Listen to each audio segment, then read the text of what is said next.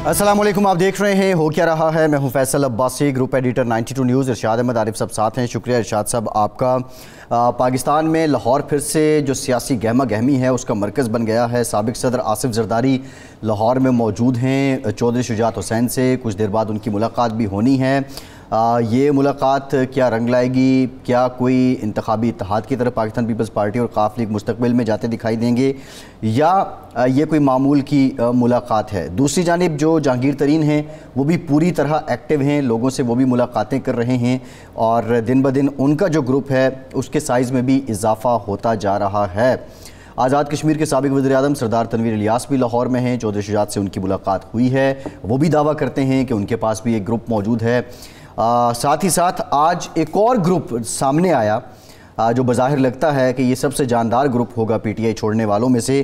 फवाद चौधरी, इमरान इस्माइल और जो महमूद मौलवी हैं उन्होंने प्रेस कॉन्फ्रेंस की और प्रेस कॉन्फ्रेंस में उन्होंने अपनी जो फ्यूचर डायरेक्शन है वो दी कि पाकिस्तान को आसिफ ज़रदारी, शहबाज शरीफ और मौलाना फजलुर रहमान के रहम करम पे नहीं छोड़ा जा सकता है। इंतहाई अहम डेवलपमेंट ये है कि शाह महमूद कुरैशी जो इस वक्त तक पाकिस्तान तहरीक इंसाफ के वाइस चेयरमैन हैं, उनके साथ उन्होंने मुलाकात की है।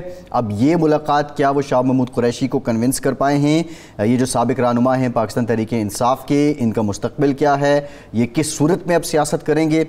इस पर भी हम आज के प्रोग्राम में मुफस्सल बात करेंगे। पाकिस्तान के मुआशी हालात ऐसे हैं कि बजट जो है वो अब IMF को दिखाकर ही पेश किया जाएगा। इसके साथ साथ जो वज़ीर ममलिकत बराए ख़जाना हैं उन्होंने बड़ा अहम बयान दिया है कि कहा कि जो IMF चीफ़ हैं, मिशन चीफ़ हैं, उनका बयान मुल्क की मामलात में मदाखलत है। और ये भी कहा कि IMF को पाकिस्तान की सियासत में मदाखलत नहीं करनी चाहिए। ये बयान वो क्यों दे रही हैं, मुआशी हालात क्या हैं, आम लोगों के हालात क्या हैं, इस पर भी डिटेल बात करेंगे। इरशाद साहब, फवाद चौधरी साहब ने जब पाकिस्तान तहरीक इंसाफ या इमरान खान साहब को छोड़ा था तो कहा था मैं सियासत से वक्फ़ा करूँगा और कर रहा हूँ। ऐसे ही और बहुत से लोग थे। ये बहुत कलील वक्फ़ा नहीं हो गया, मतलब बहुत थोड़े टाइम का? सियासतदान के लिए एक हफ़्ता जो है वो बहुत बड़ा होता है। हफ़्ता तो उनने एक हफ़्ता तो गुजार लिया ना, वक्फ़ा कर लिया, बस काफ़ी है। और हफ्ते के बाद पूरा हफ्ता गुजारने के बाद अगर वो सियासी एक्टिविटी का कर रहे हैं तो मेरे ख़्याल है मुनासिब बात है। मैं तसव्वुर कर सकता हूँ वो अडियाला जेल का वो जो कमरा है ना, बड़ा सा खुला सा, अगर ये वहाँ बैठे हैं जो आम तौर पर इस तरह के जो सियासी लोग होते हैं जब अडियाला में होते हैं तो जो जेल सुप्रीडेंट होता है वो ये सहूलत फराहम करता है कि आप यहाँ बैठें और फिर जो उनके मिलने वाले हैं, मुलाकाती हैं, वहाँ बैठते हैं। वो एक अच्छा बड़ा कमरा है, भारत जेल का कमरा है, ड्राइंग रूम कह लीजिए।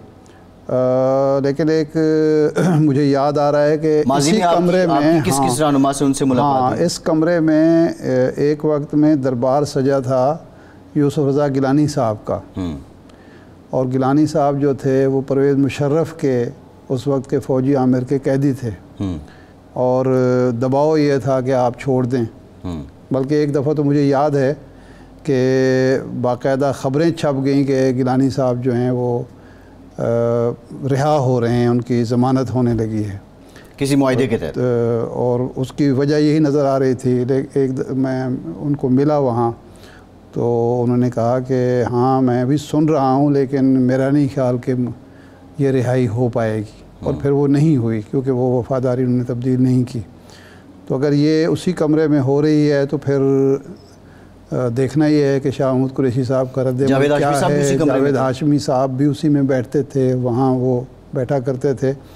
लेकिन वो तो जब इतनी बड़ी सज़ा भुगतने के बाद मुकदमे बगावत था जी, वापस आए तो वो नवाज शरीफ साहब के उतना करीब नहीं हुए, बल्कि जब वजारत बनी 2008 में तो वो काबीना का हिस्सा भी नहीं थे जी। कहा तो उन्होंने ये कि मैं परवेज़ मुशर्रफ की सदारत में काबीना का हिस्सा नहीं बनना चाहता, लेकिन मेरी इत्तला ये थी उस वक्त भी और आज भी मैं इस पर कायम हूँ कि उन्हें उस वजारत का काबीना का हिस्सा बनाया ही नहीं गया था।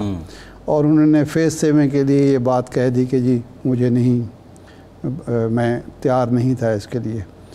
अच्छा मुझे याद आ रहा है एक थी लीग ऑफ नेशंस, अक़वाम मुत्तहिदा से पहले जी, وہ بنی تھی کچھ عرصہ چلی، پھر وہ ختم ہو گئی اور یہ اقوام متحدہ وجود میں آئی۔ تو جب وہ بنی پہلی جنگ عظیم کے بعد، تو علامہ اقبال نے ایک اس پہ شعر کہا تھا، فارسی کا ہے، کہا تھا کہ من عظیم بیش نہ دانم کہ کفن دزدے چند، من عظیم بیش نہ دانم کہ کفن دزدے چند، بہر تقسیم قبور انجمن ساختہ اند۔ تو اب اس کا ترجمہ کیا کریں، فارسی لوگ سمجھنے والے بہت سارے لوگ ہیں، وہ سمجھ لیں گے خود بخود۔ تو یہ جو یعنی یہ موقع پرستوں کی بات کی ہے، تقسیم ہو رہی ہے، مال غنیمت بٹ رہا ہے، کہ اگر عمران خان نااہل ہوتا ہے اور پی ٹی آئی پر پابندی لگتی ہے یا پی ٹی آئی کو سکڑا جاتا ہے، تو کس کس کو کتنا کتنا حصہ ملے گا، زرداری صاحب کو کتنا حصہ ملے گا، جہانگیر ترین صاحب کتنا حصہ لے کے جائیں گے، باقی ماندہ پارٹی جو ہے وہ شاہ محمود قریشی صاحب اس میں رہیں گے، یا وہ بھی اور وہ فواد چودھری صاحب اور ان کے مل کر اپنا حصہ وصول کرتے ہیں۔ لیکن دلچسپ بات ہے کہ اس سارے منظرنامے میں مسلم لیگ نون نظر نہیں آ رہی۔ اب ایک وجہ تو یہ ہو سکتی ہے، شاہ صاحب کا ذکر کیا ہے، میں ویسے سوچ رہا تھا مجھے کہ کامنالٹیز بڑی ہیں، گیلانی صاحب، ہاشمی صاحب، قریشی صاحب، تینوں مخدوم، تینوں ملتان سے، اور دو میں کامنالٹی ہے کہ سیاسی وفاداری نہیں بدلی۔ اب قریشی صاحب پہ ایک سوال ہے کہ آیا وہ اس روایت کو برقرار رکھتے ہیں یا نہیں رکھتے ہیں۔ ارشاد صاحب، زرداری صاحب کا اور شجاعت صاحب کی بات اور یہ سارا جو لاہور میں ہلچل ہو رہی ہے، اس پہ ہم مفصل بات کرتے ہیں آگے چل کے۔ ہمیں پاکستان ڈیموکریٹک موومنٹ کے ترجمان حافظ حمداللہ صاحب نے جوائن کر لیا ہے۔ حمداللہ صاحب بہت شکریہ آپ کے وقت کا۔ حضور یہ بتائیے گا، یہ جو ساری پاکستان تحریک انصاف میں توڑ پھوڑ ہو گئی ہے، لیکن اس سب کے باوجود ہم یہ دیکھ رہے ہیں کہ جو حالات کی ذمہ داری ہے وہ آپ پر ہی آ رہی ہے۔ میری مراد حالات جو ہیں وہ عوام کے حالات ہیں، مہنگائی ہے، بیڈ گورننس ہے۔ اس اتنی سیاسی ڈیولپمنٹ کے باوجود بھی لوگ شکوہ کنا ہیں حکومت سے کہ ان کے حالات نہیں سدھر رہے، ان کے دن نہیں بہتر ہو رہے۔ بسم اللہ الرحمن الرحیم۔ دیکھیں، یہ بات بالکل صحیح ہے کہ دو حکومتیں اس 5 سال میں 22 کروڑ یا 24 کروڑ عوام کے سامنے، پونے 4 سال یا 3.5 سال عمران خان کی حکومت تھی، 1 سال کچھ اوپر یعنی 13-14 مہینے پی ڈی ایم کی حکومت اور حکمران اتحاد ہے۔ اور اگر ان دونوں کو آپ سامنے رکھیں تو 3.5 پونے 4 سال میں اور اس سے پہلے جو معاشی حالت تھی، جو سیاسی حالت تھی، اور آپ کی جغرافیے کی جو صورتحال تھی، بجلی کی لوڈ شیڈنگ اور گیس کی لوڈ شیڈنگ تھی، امن و امان کی صورتحال تھی، دہشت گردی اور شدت پسندی کی صورتحال تھی، میرے خیال میں 25 جولائی 2018 سے پہلے صورتحال بہتر تھی اس صورتحال سے جو عمران خان کی 3.5 سال کی حکومت میں تھی۔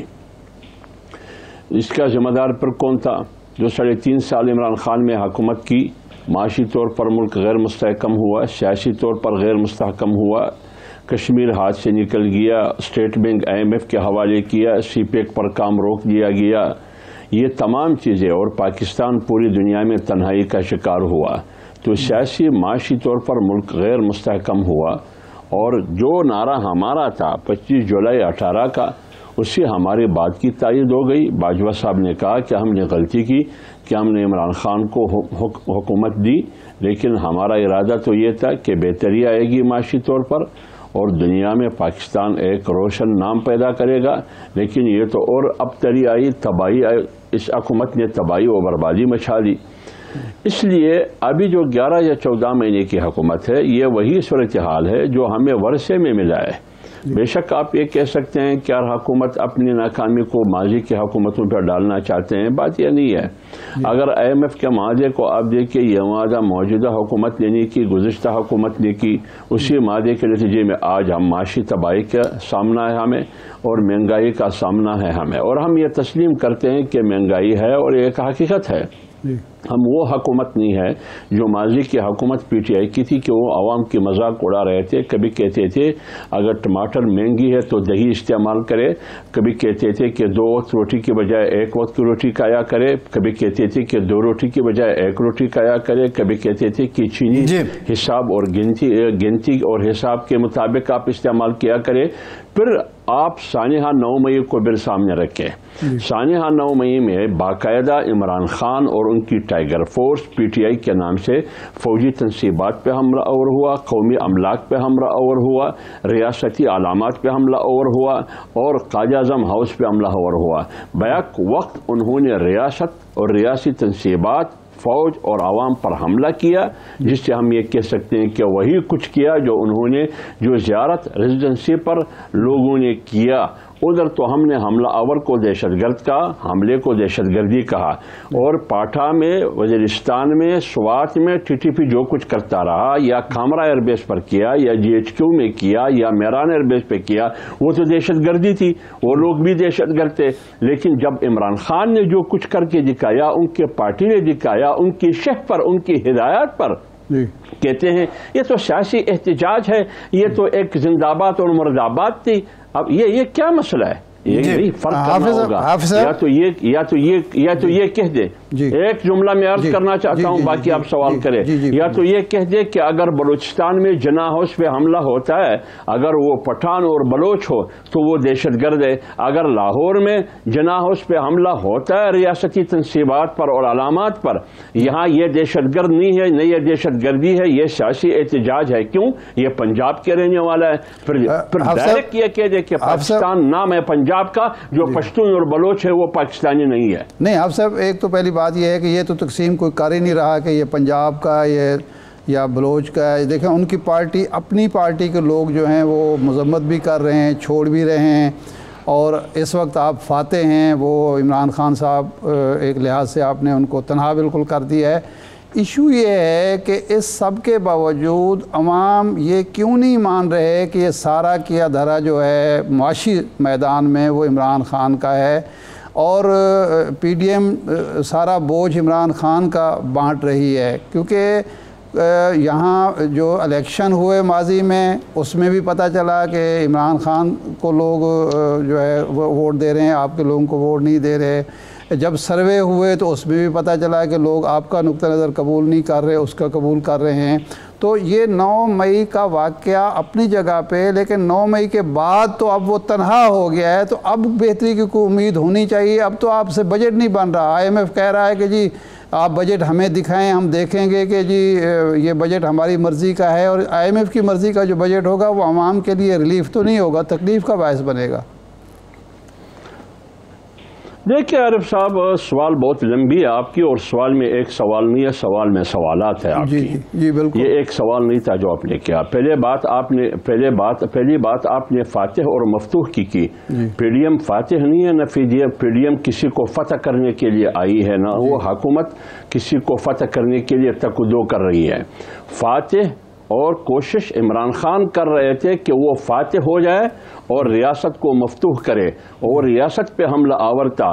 تو لہٰذا ادھر لڑائی عمران خان کی پی ڈی ایم کے ساتھ نہیں ہے, اور عمران خان کی لڑائی 22 کروڑ عوام کے لیے نہیں ہے, اور عمران خان کی لڑائی مہنگائی کے خلاف نہیں تھی. عمران خان کی لڑائی کرسی کے حصول کے لیے تھی, اور جو کرسی ان سے لی گئی اس کی ناراضگی, اس کا ری ایکشن انہوں نے یہ دکھایا کہ وہ ڈائریکٹ انڈائریکٹ کسی نہ کسی طریقے سے عوام کے ذریعے, کارکنوں کے ذریعے, اپنے قیادت اور رہنماؤں کے ذریعے ان کی منصوبے کے تحت حملہ آور ہوئے ریاست پر. جب ریاست پہ حملہ آور ہوئے تو لڑائی نہ اسٹیبلشمنٹ کے ساتھ ہوئی, نہ پی ڈی ایم کے ساتھ ہوئی, بلکہ باقاعدہ براہ راست وہ لڑ پڑے ریاست کے ساتھ. اب لڑائی ریاست کے ساتھ ہے.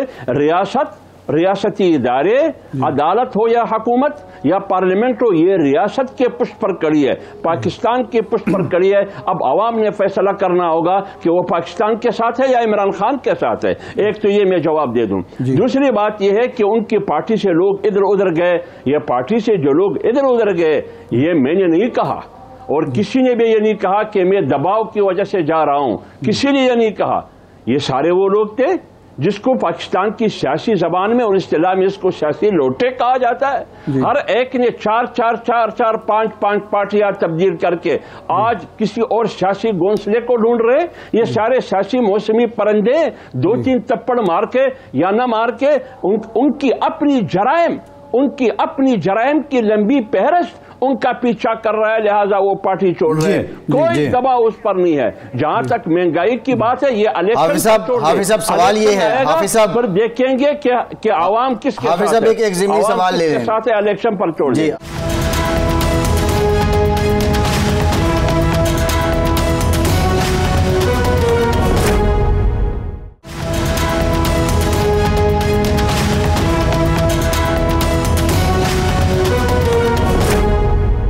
حافظ صاحب, اس میں پیپلز پارٹی میں یہ لوگ جا رہے ہیں, کوئی نئے گروپ بن رہے ہیں, کچھ کو نون لیگ بھی ایکسیپٹ کر رہی ہے, کیا جے یو آئی بھی ان میں سے کسی کو ایکسیپٹ کرے گی جن کو آپ لوٹا کہہ رہے ہیں؟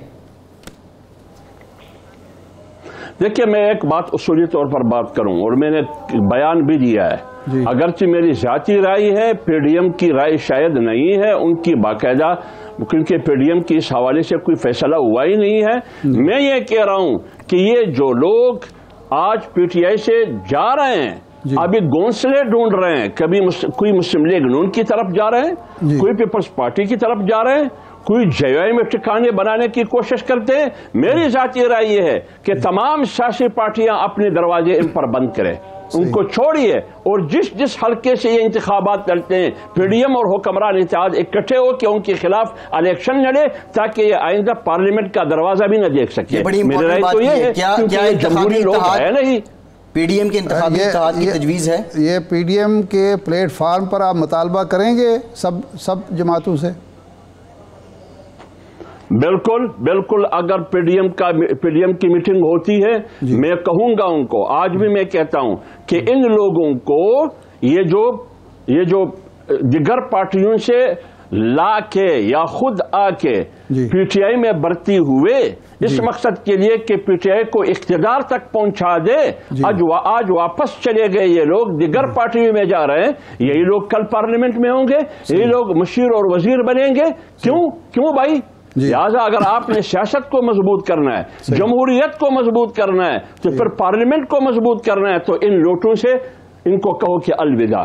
صحیح. کیا کوئی پکوڑے بیچتے ہیں, پاپڑ بیچتے ہیں, جو بھی کام آپ کرتے ہیں آپ کو مبارک ہو, سیاست کے دروازے اور پارٹیوں کے دروازے آپ کے لیے بند ہیں. آج کل حافظ صاحب قانون سازی بہت زیادہ ہو رہی ہے, بڑی ایکٹیو ہے پارلیمنٹ. ایک قانون کسی دور میں یہ تجویز آئی تھی کہ جو شخص ایک پارٹی کو چھوڑتا ہے اگلے 5 سال تک دوسری پارٹی نہ جوائن کر سکے, نہ الیکشن لڑ سکے. ایسی کوئی تجویز آپ کیوں پیش نہیں کرتے اور قانون سازی کیوں نہیں کرتے کہ بے ضمیر اور لوٹے جو ہیں فارغ؟ ارشاد عارف صاحب, ارشاد صاحب آپ کی بات سے 100% نہیں 1000% میں اتفاق کرتا ہوں. اچھا. اگر میری رائے ہو, اگر میری رائے ہو یا میری رائے پر فیصلہ ہو, میں تو یہی کہہ رہا ہوں کہ ایسی قانون سازی ہونی چاہیے کہ اس قسم کے لوگوں کے لیے جس کا نہ کوئی سیاسی ایمان ہے, نہ کوئی سیاسی قبلہ ہے, اور نہ کوئی سیاسی دین ہے, نہ کوئی نظریہ ہے ان کا, نہ کوئی جمہوریت ہے ان کا, یہ صرف اپنے مفادات کے لیے آگے پیچھے ہو جاتے ہیں, کبھی دائیں کبھی بائیں, کبھی آگے کبھی پیچھے. یہ جہاں بھی مفادات ملتے ہیں وہاں چھانٹنے کی کوشش کرتے ہیں. قانون سازی کے ذریعے ہو, جو بھی طریقہ ہو, لہٰذا ان کو سیاست میں ان پارٹیوں کو یہ ہونا چاہیے کہ ان کا راستہ بند ہونی چاہیے. صحیح ہے. اچھا, اب حافظ صاحب معاملہ یہ ہے کہ ہم بجٹ کی پہلے بھی بات کر رہے تھے. آئی ایم ایف کہتا ہے کہ بجٹ تجاویز ہمیں بتائیں گے, بجٹ ہمیں بتا کے آپ لائیں گے تبھی پیکیج آئے گا. دوسری جانب اب آپ نے الیکشن میں بھی جانا ہے, آپ لوگوں کو ریلیف بھی نہیں دے پا رہے ہیں. کیا محض ہمیں یہ لگتا ہے جب آپ لوگوں سے گفتگو کرتے ہیں حکومت یا پی ڈی ایم کے ترجمانوں سے, وہ بجائے اس کے کہ کوئی اقدامات کریں وہ عمران خان کی خامیوں پہ اکتفا کر رہے ہیں؟ کیا اس سے اگلے الیکشن میں کام چل جائے گا؟ دیکھیں, ہمیں پتہ ہے, ہمیں بالکل یقین ہے کہ ہم نے یہ حکومت قبول کر کے ہم نے بہت بڑی قیمت ادا کی ہے. ہمارے سامنے 2 ہی راستے تھے. ایک یہ کہ ہم ریاست کو بچائیں گے, پاکستان کو سری لنکا بننے سے بچائیں گے, ہم عوام کو کوئی ریلیف دے سکتے ہیں, لیکن یہ اس وقت جب پاکستان اور یہ گر 24 کروڑ عوام کا یہ جو گھرانہ ہے، یہ اس کو ہم کس طرح محفوظ رکھ سکتے ہیں؟ ایک یہ راستہ تھا۔ دوسرا راستہ ہمارے لیے اپنے سیاست کے بچانے کا تھا، جیسے عمران خان نے اپنی سیاست کو بچایا اور ریاست کو ڈبو دیا IMF کا معاہدہ کر کے، اور پھر IMF کے معاہدے سے انحراف کر کے۔ یہ راستہ ہمیں بھی آتا تھا، لیکن ہم نے فیصلہ کیا کہ پاکستان 24 کروڑ عوام کا مشترکہ گھر ہے۔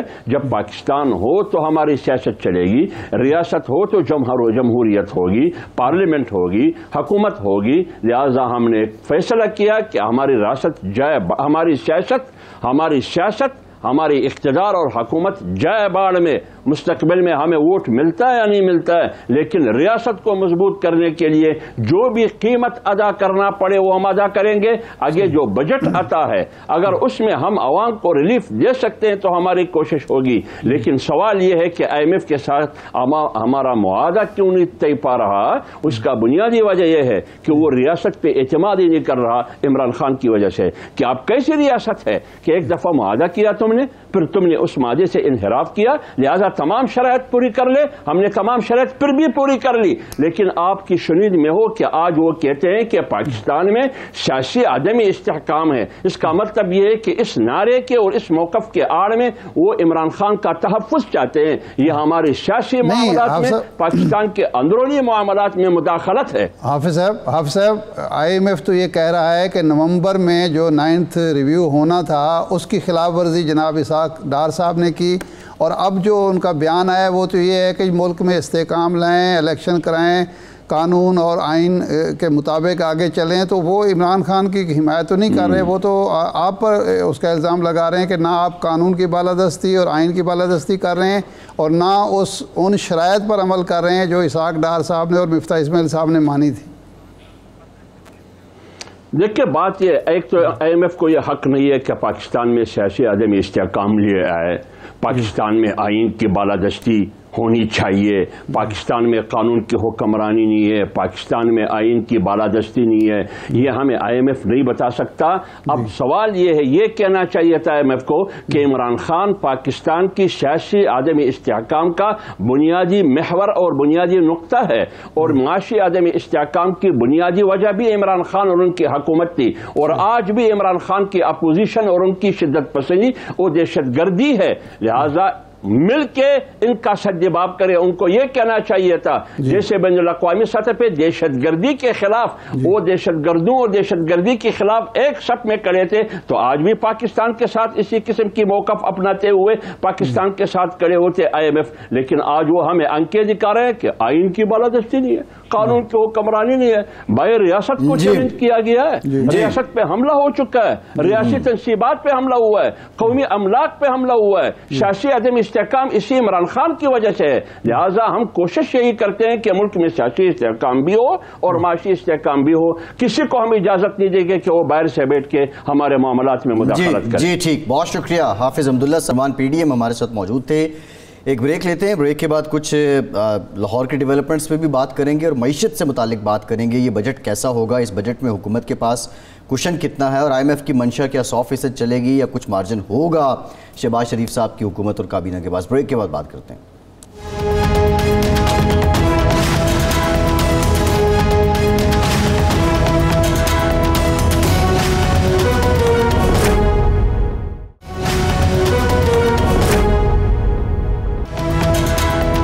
بریک کے بعد ایک بار پھر سے آپ کو خوش آمدید کہیں گے۔ امپورٹنٹ ڈیولپمنٹ ہے، آج شاہ محمود قریشی سے اڈیالہ جیل میں فواد چودھری، عمران اسماعیل اور محمود مولوی نے ملاقات کی تھی، اور اس کے بعد یہ تاثر دیا جا رہا تھا کہ شاید جو شاہ محمود قریشی ہیں وہ PTI چھوڑنے والوں کی بات کسی حد تک انہوں نے مان لی ہے یا وہ کنونس ہو رہے ہیں، اور اس طرح شاہ محمود قریشی بھی عمران خان کا ساتھ چھوڑ دیں گے۔ لیکن اب سے کچھ دیر پہلے، تقریباً 10 منٹ پہلے، شاہ محمود قریشی کے جو صاحبزادے ہیں زین قریشی، انہوں نے شاہ محمود قریشی کا جو آفیشیل سوشل میڈیا پیج ہے اس پہ ایک پیغام جاری کیا ہے، اور اس پیغام میں وہ کہتے ہیں کہ آج اڈیالہ جیل میں تحریک انصاف کے سابق رہنماؤں سے مخدوم شاہ محمود قریشی صاحب کی ملاقات پر میڈیا میں جو تاثر دیا جا رہا ہے میں اس کی تردید کرتا ہوں۔ مخدوم صاحب پارٹی کے وائس چیئرمین ہیں اور PTI ایک نظریے کا نام ہے، ہم تحریک انصاف اور عمران خان کے ساتھ کھڑے ہیں۔ شاہ محمود قریشی نے آج تک صرف اصولوں اور خدمت کی سیاست کی، نہ کوئی عہدہ نہ کوئی لالچ شاہ صاحب کو خرید سکتی ہے۔ کل بھی عمران خان کے ساتھ تھے، آج بھی ہیں۔ ارشاد صاحب، یہ زین قریشی صاحب کا پیغام آ چکا ہے. ہم نے پہلے بھی بات کی, پاکستان میں جو سیاست ہے اس کی ایک تاریخ میں رہی ہے. مزمل اسلم صاحب نے ہمیں جوائن کیا ہے, معاشی تجزیہ کار ہیں, ترجمان بھی رہے ہیں پاکستان تحریک انصاف کی گورنمنٹ کے دوران, حکومت کے. مزمل صاحب thank you very much for your time. Muzammil صاحب ہم اس الجھن میں پھنسے ہوئے ہیں کہ IMF اگر اس کی بات نہیں مانتے تو پھر حکومت کے حامی لوگ بھی کہتے ہیں کہ ڈیفالٹ کا خدشہ ہے, اور اگر IMF کی بات مان کے بجٹ دے دی جاتی ہے تو پھر بھی کوئی راستہ ہے ان حالات میں کہ پاکستان کے عوام کو کوئی ریلیف مل سکے, کوئی تنخواہیں بڑھ سکیں, کوئی ٹیکسز کم ہو سکیں؟ ابھی تو ریلیف کی تو بات منہ سے نکالنے والا بھی جو ہے نا کام نہ کرے, کیونکہ یہ ریلیف کھیلتے کھیلتے جو ہے یہ 15 سال میں باتیں یہاں تک پہنچ گئی ہیں, اور اب جو ہے ملک اس سٹیج پہ آ گیا ہے کہ آپ کو دیوالیہ نہیں دینا تو پھر آپ باقاعدہ طور پہ اپنی درخواست ڈال دیں عالمی مالیاتی اداروں کو کہ آپ ہمارا قرضے کو ری شیڈیول کر دیں, یعنی کہ اس کو ری اسٹرکچر کر دیں یا ری پروفائل کر دیں یا ری شیڈیول کر دیں. تو یہ ریلیف والی بات تو دیکھیں اس وقت پاکستان میں جو ہے کوئی حکومت نہیں دے سکتی.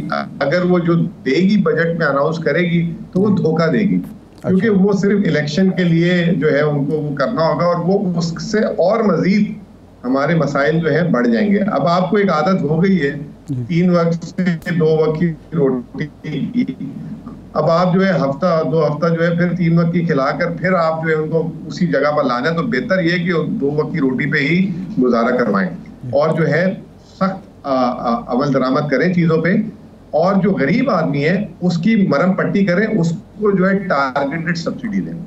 تو لیکن ہماری یہ جو موجودہ حکومت ہے وہ یہ کوشش کر رہی ہے کہ وہ کسی طرح کوئی الیکشن گیم میں کھیل جائے, اور اسی لیے اب وہ IMF سے مجھے ایسا لگ رہا ہے, کیونکہ آج ان کی جو اسٹیٹ منسٹر ہیں پاشا صاحبہ, انہوں نے جو ہے وہ کہہ بھی دیا ہے کہ انہوں نے تو بلکہ بڑا سخت بیان دے دیا کہ IMF کون ہوتا ہے ہمارے اندرونی معاملات پہ دخل اندازی کرنے والا.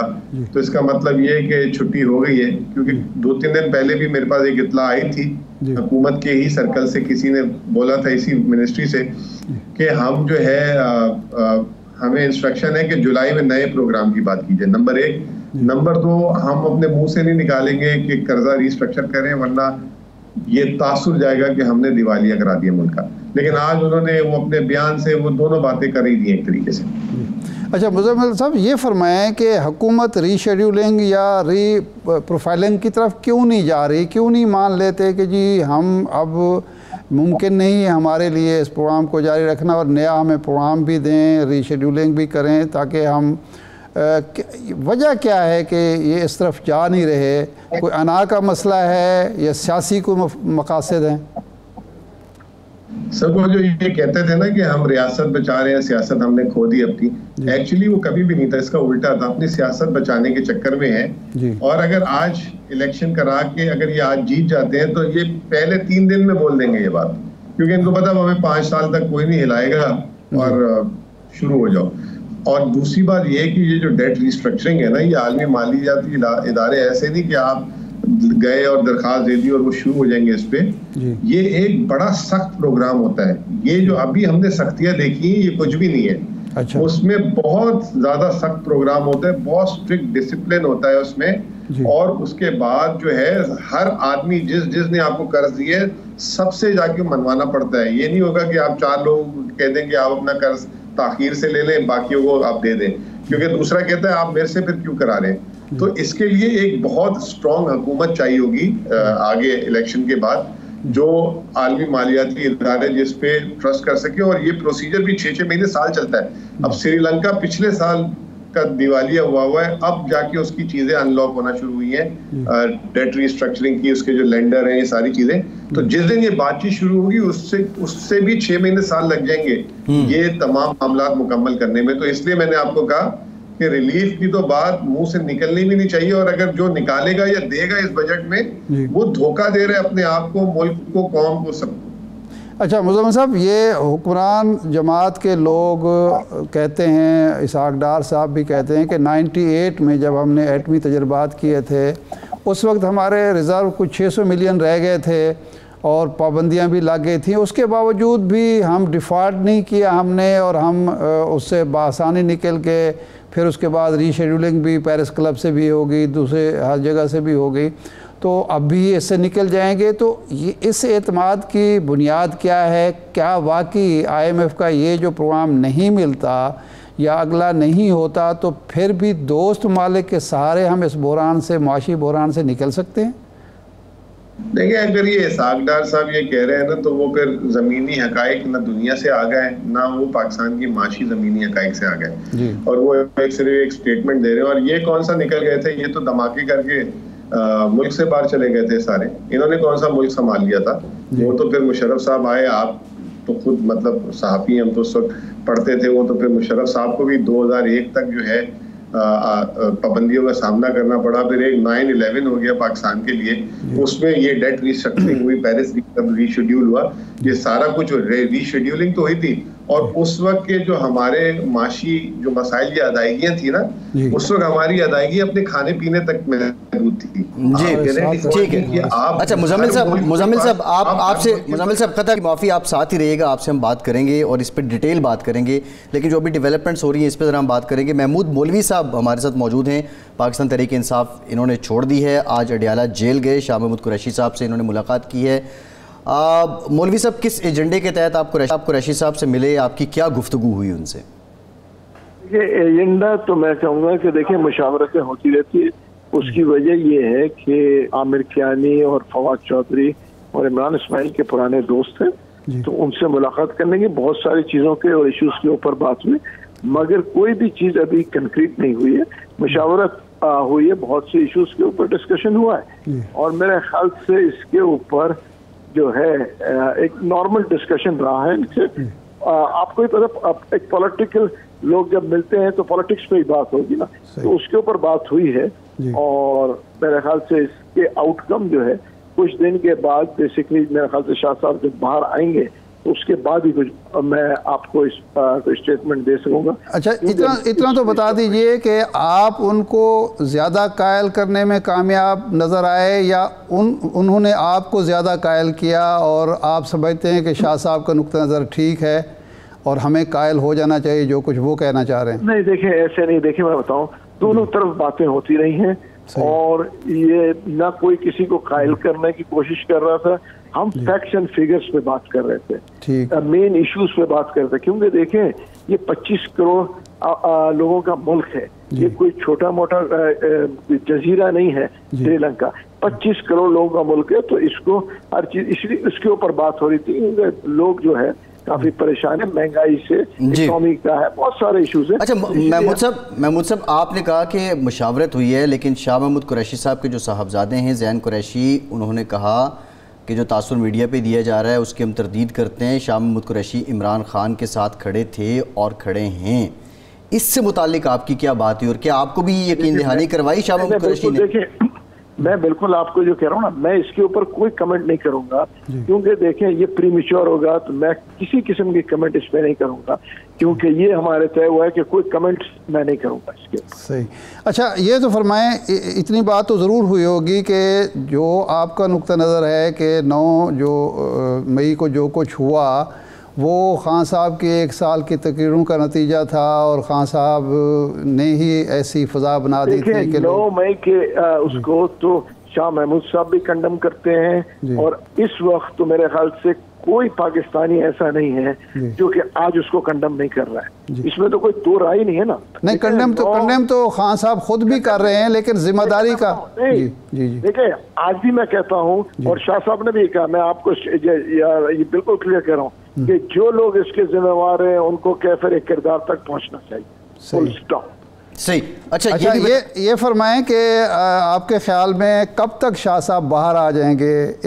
2 دن میں، 4 دن میں، 8 دن میں؟ آپ نے کیا اندازہ لگایا؟ میرے خیال سے میں ابھی اس کے اوپر مطلب دیکھیں یہ جو چیزیں ہیں قانونی باتیں ہیں تو مجھے تو نہیں پتا، مگر انشاءاللہ جلدی باہر آ جائیں گے۔ اچھا مولوی صاحب یہ بتائیے گا، جہانگیر ترین صاحب خاصے ایکٹیو ہیں، کیا ان کے گروپ سے بھی یہ جو آپ دوست ملے ہیں، آپ کے گروپ کی کوئی رابطہ ہوا، کوئی ملاقات ہوئی؟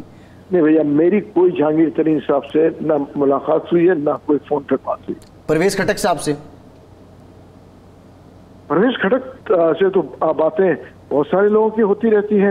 ہمارے جو ہے فواد چودھری کی ہوئی ہے, اور کیا کہتے ہیں عامر کیانی کی ہوئی ہے. پرویز کھٹک صاحب سے تو بات ہوتی ہے, مگر کم سے کم میری جہانگیر ترین صاحب سے کوئی بات نہیں. پرویز کھٹک صاحب آپ کے ہم خیال ہیں؟ دیکھیے اس وقت تو دیکھیے ہر آدمی اپنے لیے خود کہے گا نا. میں کسی کے لیے کہوں اور پھر اس میں نیگیٹو یا پازیٹیو آ جائے وہ زیب نہیں دیتا, اس لیے میں اس کے کچھ چیزوں کے اوپر دیکھیں میں کہوں گا میں اس وقت کمنٹ نہیں کروں, کیونکہ کافی سینسیٹیو ایشو ہے اس وقت. تو یہ آپ کی جو کوشش ہے وہ یہ ہے کہ موجودہ حکومت مسائل کی چونکہ ذمہ دار ہے, تو ہمیں دوبارہ ایک پارٹی کے طور پر متحد ہو کر اس کا مقابلہ کرنا چاہیے, عوام کی رہنمائی کرنی چاہیے. بالکل ٹھیک ہے نا جی ٹھیک, بہت شکریہ مولوی صاحب, آپ ہمارے ساتھ موجود تھے. مزمل اسلم صاحب ہمارے ساتھ موجود ہیں. ایک بریک کے بعد معیشت کے حوالے سے مزید بات کریں گے, ہمارے ساتھ رہیے.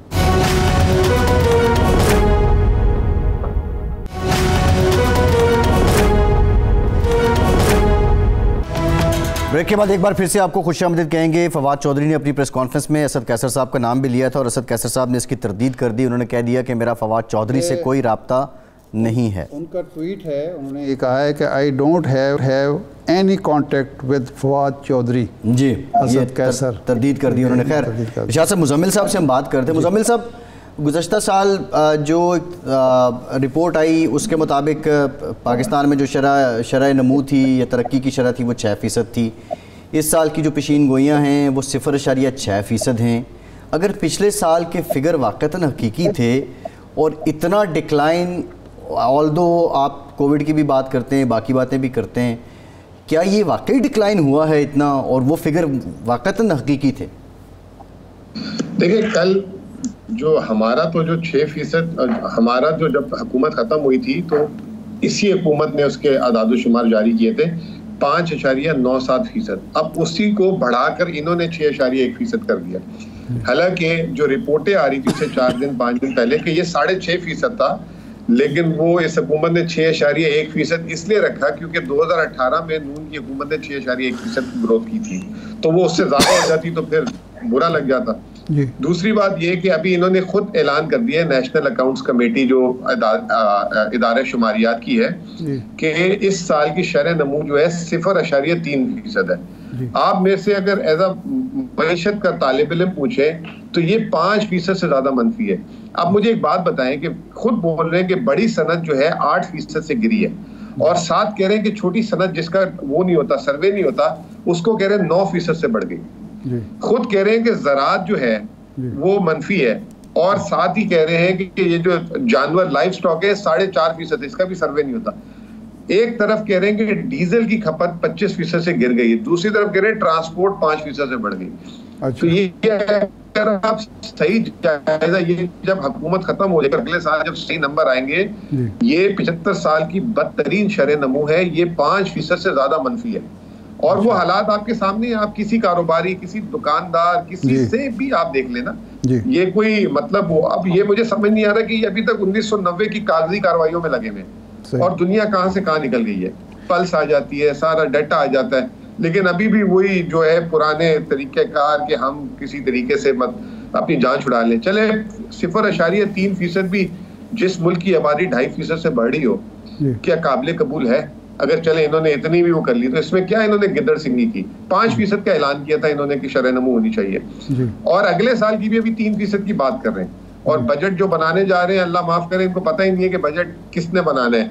وہ 3-4 دن پہلے تک کہہ رہے تھے ہم آئی ایم ایف سے ڈسکس نہیں کریں گے, آپ کہہ رہے ہیں آئی ایم ایف کو بھی دیں گے. ایک طرف پی ڈی ایم اپنا الگ بجٹ بنا رہی ہے, ایک طرف منسٹری آف فائنانس اپنا الگ بجٹ بنا رہی ہے. یہی نہیں سمجھ آ رہا کہ یہ بجٹ, وزیر اعظم نے الگ 7 کمیٹیاں بنا دی وزیر خزانہ کے علاوہ, جو وہ فیصلہ کریں گے. تو یہ بجٹ بھی بنے گا نہیں بنے گا, اور بنے گا تو کیسے بنے گا. دوسری طرف آپ دیکھیں 70% ملک کی آبادی کے 2 صوبے, وہ یہ کہہ رہے ہیں کہ جی 4 مہینے کا ہم بجٹ دیں گے. یہ کون سا بجٹ ہوتا ہے 4 مہینے کا؟ تو اس کی نہیں, تو وہ مزمل صاحب وہ تو ایک آئینی مسئلہ ہے نا. وہ نگران حکومت تو 4 مہینے سے زیادہ کا بجٹ دے نہیں سکتی نا, وہ تو منتخب حکومت کا حق ہے 1 سال کا بجٹ دینا. میں یہی کہہ رہا ہوں کہ وہ بھی جو 4 مہینے کا بجٹ دے گی, اللہ خیر ہی کرے, اس سے کیا ہوگا. تو پھر آپ لوگ اس آسرے میں کیوں بیٹھے ہیں کہ ریلیف قوم یہ وہ, یہ ایسا کچھ بھی نہیں ہے. اچھا یہ فرمائیں ایک ماہر معیشت کے طور پر کہ پاکستان کے جو دوست ممالک، روایتی دوست ممالک ہیں، چین ہے، سعودی عرب ہے، یو اے ہے، قطر ہے، وہ کیوں ہماری مدد کو نہیں آ رہے ہیں؟ اور خاص طور پر چین جو اس علاقے میں اپنا اثر و رسوخ چاہتا ہے، سیاسی اپنا بلاک بنانا چاہتا ہے، وہ پاکستان کو اس دلدل سے، معاشی دلدل سے کیوں نکال نہیں رہا؟ اس کی وجہ کیا ہے؟ دیکھیں، ہر ملک کے لیے ایک پر پارٹی لیمٹ ہوتی ہے نا، کوئی ان لمیٹڈ تو کوئی فنڈ نہیں دے سکتا نا. اب پاکستان کو اگلے سال 25 سے 30 ارب ڈالر چاہیے. اب چین 25 سے 30 ارب ڈالر اکیلا تو نہیں دے سکتا. آپ کو میں ایک فیکٹ بتا دیتا ہوں، فگر بتا دیتا ہوں. یہ 1 سال پرانا ہے لیکن بڑا ریلیونٹ ہے. 1 سال پہلے پچھلے 5 سالوں میں اوورسیز پاکستانیوں نے پاکستان میں 145 ارب ڈالر بھیجے تھے. اور اسی ٹائم پہ، اسی 5 سالوں میں آئی ایم ایف، چائنا، امریکہ اور سعودی عرب نے ملا کے 20 ارب ڈالر دیے تھے. تو مجھے بتائیں کہ آپ کتنی امید لگا سکتے؟ چین سے 3 ارب ڈالر، 2 ارب ڈالر، 4 ارب ڈالر، سعودی عرب سے 2 ارب ڈالر، 2.5 ارب ڈالر، 3 ارب ڈالر. مسئلہ تو آپ نے خود حل کرنا ہے سر. 30 ارب، 25 ارب ڈالر کو تھوڑی اٹھا کے دے دے گا آپ کو. یہ جو بار بار کہتے ہیں کہ پاکستان جو ہے مطلب دنیا کے لیے جو ہے بڑا اہم ہے، بالکل اہم ہے، لیکن ہم نے اس کو غیر اہم کر دیا ہے. کیونکہ ہم وہی ریلیف وہ کہتے ہیں. سوال یہ کرتے ہیں کہ سعودی عرب جیسے ملک نے اپنے ملک میں ٹیکس لاگو کر دیا اور وہ کسی کو چوری نہیں کرنے دیتا. جو چوری کرتا ہے اس کا بیڑا غرق کر دیتے ہیں. وہ یہ کہتے ہیں ہم اپنے ٹیکس پیئر سے پیسہ لے رہے ہیں اور آپ اپنے ٹیکس پیئر کو چھوٹ دیتے ہیں. تو ہم آپ کو پیسے دے دیں کہ کوئی ہم نے ٹھیکہ تو نہیں اٹھایا ہوا کہ آپ کی جو ہے پالیں. تو یہی بات جو میں پہلے کر رہا ہوں کہ جو یہ بولے گا کہ جی ہم ریلیف دے دیں گے، دھوکہ ہے. اب دنیا کہتی ہے تھک گئی ہے دے دے کے، ان کو فٹیگ ہو چکی بھی ہے. اور پھر آپ کے وزیر اعظم بھی خود کہتے ہیں کہ کتنی مانگے، بار بار مانگتے ہوئے شرم آتی ہے. اور وہ بھی جو ہے مطلب کتنا کرے. ابھی آپ دیکھیں یقین دہانی کرائی تھی سعودی عرب نے 2 ارب ڈالر کی اور یو اے ای نے 1 ارب ڈالر کی. یہ 2 مہینے سے یقین دہانی اور کہا تھا اسی مالی سال میں دے دیں گے. 30 جون میں 1 مہینہ رہ گیا آج، ابھی تک وہ یقین دہانی ہوئی ہے. پیسے کیوں نہیں اترے؟ سوال ہی نہیں کرتا کوئی.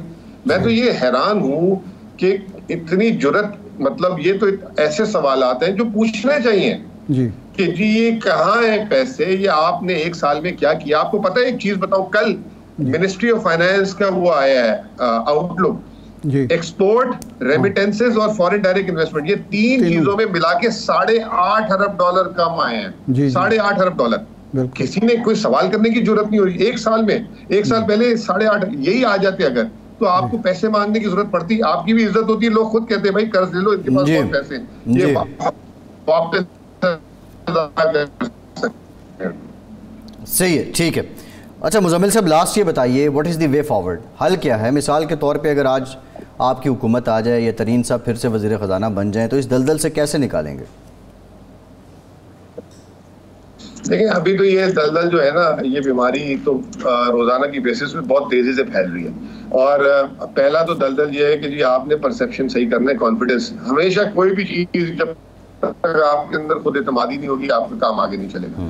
تو آپ کو معیشت میں لوگوں کے اندر خود اعتمادی دینی ہوگی. دوسرا میں نے اب آپ کو کہہ دیا کہ ڈیٹ ریسٹرکچرنگ از اے وے فارورڈ.